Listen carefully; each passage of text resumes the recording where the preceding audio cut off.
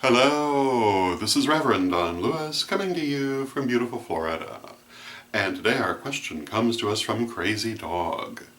And Crazy Dog has a question about runes.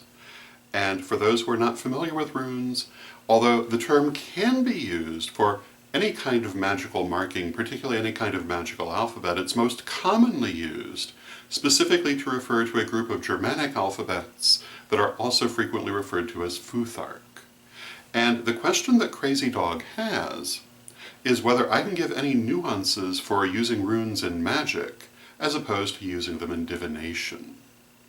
And I don't know that the answer I'm going to give is going to be helpful to Crazy Dog, but I thought it would be helpful perhaps to our viewers, and certainly interesting to anyone.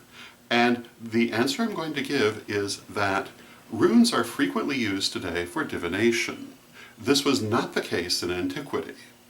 As far as I know, the use of runes in divination is only a few generations old, although there are some people who would argue it, but they can't really show otherwise. If runes were used for divination in the ancient world, there's very little, if any, record of it. In the ancient world, they were used for writing, and they were used for magic, and they had a huge magical use, to be sure, but not divination.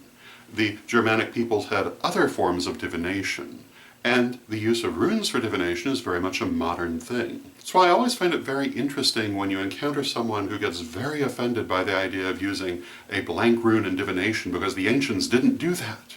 Well, the ancients didn't use runes for divination at all. And as far as I know, that blank rune is perfectly fine in the modern system of rune reading.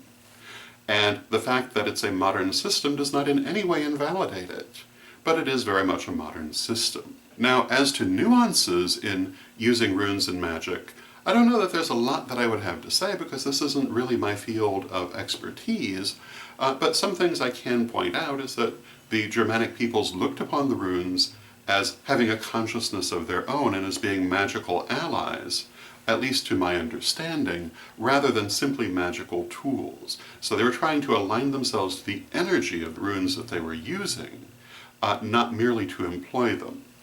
They believed that the words that they were inscribing, the symbols they were inscribing, had power in themselves, and they also believed, or at least apparently believed, that they needed to be activated, and that they needed to have life force imparted into them.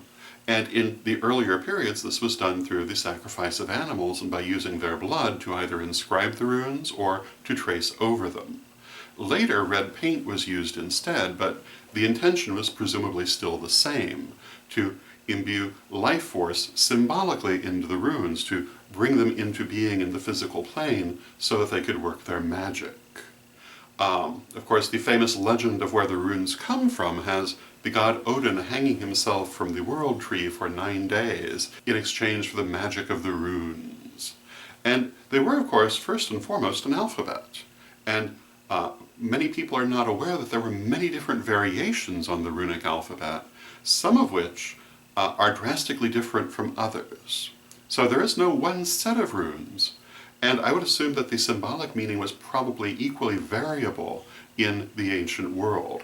In the modern world, there tends to be more agreement than I think there was in various times in the past. So, nuances for using them in magic, or for that matter divination, the main thing I would say is to remember you're working here and now. In many ways, we don't really know that much about what they did believe about these things in the ancient world, so trying to slavishly adhere to them isn't really a winning proposition. Rather, being inspired by them and applying what you know in general, I think, is the best way to go. And also, of course, learning by experience, and through other people's experiences. So those would be my thoughts on the matter. I hope you find them helpful, and until next time, may you blessed be. Pray for peace. Pray for love. Pray for stability.